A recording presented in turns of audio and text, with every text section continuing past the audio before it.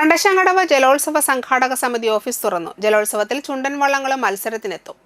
കണ്ടശങ്കടവ് ജലോത്സവ സംഘാടക സമിതി ഓഫീസ് ഉദ്ഘാടനം Manalur MLA professor C Raveendranath നിർവഹിച്ചു. ഓണാഘോഷത്തിന്റെ ഭാഗമായി ചീഫ് മിനിസ്റ്റേഴ്സ് എവർ റോളിംഗ് ട്രോഫിക്കായി നടത്തുന്ന കണ്ടശങ്കടവ് ജലോത്സവത്തിൽ ചുണ്ടൻ വള്ളങ്ങളും 30 ഇരുട്ടുകുത്തി ചുരുളൻ വള്ളങ്ങളും പങ്കെടുക്കും. അത്തം നാളിൽ ജലോത്സവത്തിന് പതാക ഉയരും. വൈകിട്ട് വാടനപ്പള്ളിയിൽ നിന്നും അത്തം ഘോഷയാത്ര നടക്കും.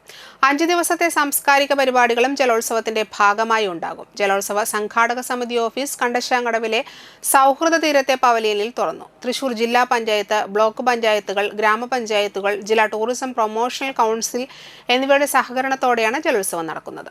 മണലൂർ ഗ്രാമപഞ്ചായത്ത് പ്രസിഡന്റ് സിജി മോഹൻദാസ് അധ്യക്ഷയായി.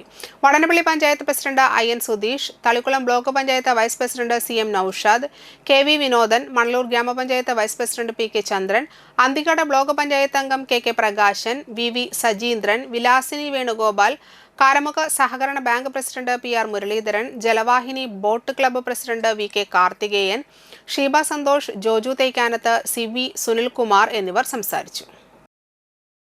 വലിയൊരു ജനകീയ ഉത്സവം, ഒരു നാടിൻ്റെ ഉത്സവം, ഒരു ആവാസ വ്യവസ്ഥയുടെ ഉത്സവം. അർത്ഥത്തിൽ അതിനെ മാറ്റി എടുക്കണം. കേവലമായിട്ടുള്ള ഒരു ആചാരത്തിനപ്പുറം ജനങ്ങളെല്ലാം ചേർന്ന് തുറന്ന മനസ്സോടെ മനുഷ്യനും തമ്മിലുള്ള സ്ഥൂല സൂക്ഷ്മ ബന്ധങ്ങളെയെല്ലാം ഉറപ്പിച്ചുകൊണ്ട് ഒരു വലിയ ജനകീയ ഉത്സവം.